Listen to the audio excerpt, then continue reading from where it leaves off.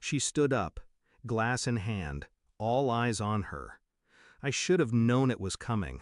Mom never made toasts unless she was preparing a public execution. She raised her wine, cleared her throat, then smiled, that plastic, self-satisfied smile. This is my daughter, Madison, the one who's always loved us, always helped, always been there. She turned toward me, didn't say my name, didn't have to. The other one, she's never lifted a finger. Gasps, laughter, silence. 52 relatives, all watching. My hand tightened around the fork. I didn't flinch. I didn't cry. I smiled.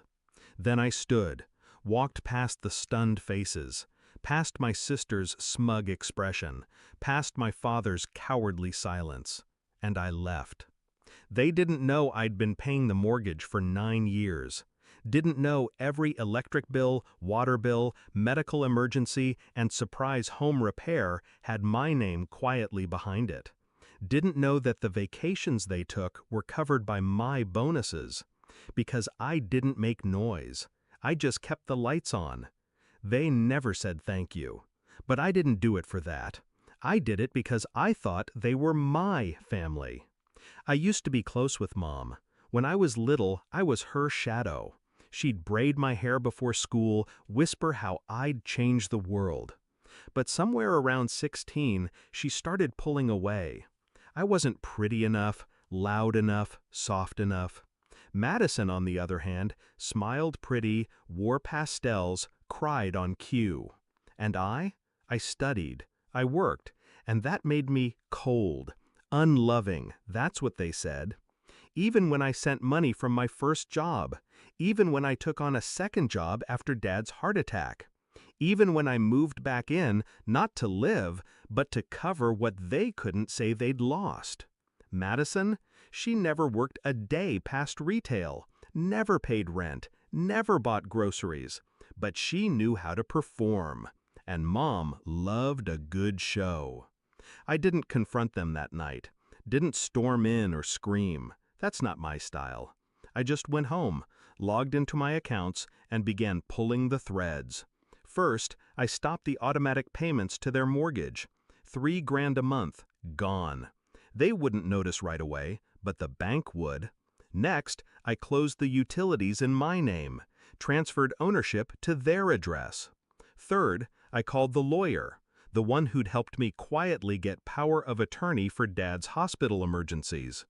It took 3 days to dissolve my control, just enough time to trigger a few final account changes. And I made one last call to the insurance provider, canceled the car coverage I'd been paying for. Their vehicles were uninsured by Friday. By Sunday, the calls began. First one from Dad, then 2 from Mom, then 23 from Madison. Texts, voicemails, missed calls piling up like a digital panic attack. Why isn't the Wi-Fi working? The bank says the mortgage is overdue. Why would you do this to us? You're being dramatic. We didn't mean it. Just call us back. I didn't. By Monday morning, they knew I wasn't bluffing. They couldn't pay the mortgage. Didn't know the passwords to the online accounts. They were locked out of their own safety net. And suddenly, I mattered again. That evening, there was a knock at my door. Dad, alone.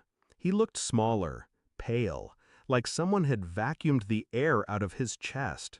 "Can I come in?" "No," I said, calm, cold. "I didn't know she was going to say that," he whispered. I wasn't expecting it. But you didn't stop her."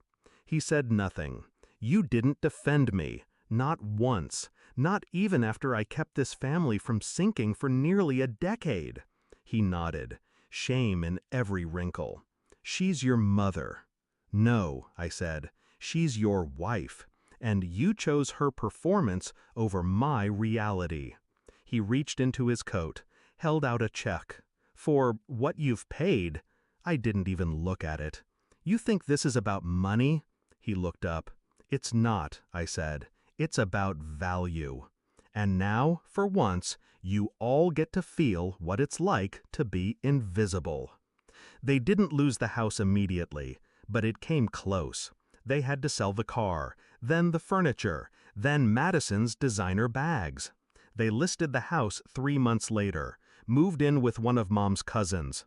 Madison got a job at a call center. Lasted 2 weeks. And me? I was finally free. No more secrets, no more silence. I got promoted, moved to a high-rise, took a trip overseas. Didn't tell them, didn't invite them, didn't even leave a forwarding address. People say revenge is loud, explosive. Mine wasn't. It was silent, precise, surgical. They buried me in the shadows for years, so I left them in the dark. And when they finally understood what I'd done, that I hadn't just walked away, but dismantled the illusion they lived in, that's when the real message landed. I didn't destroy their lives. I just stopped saving them. And that was enough.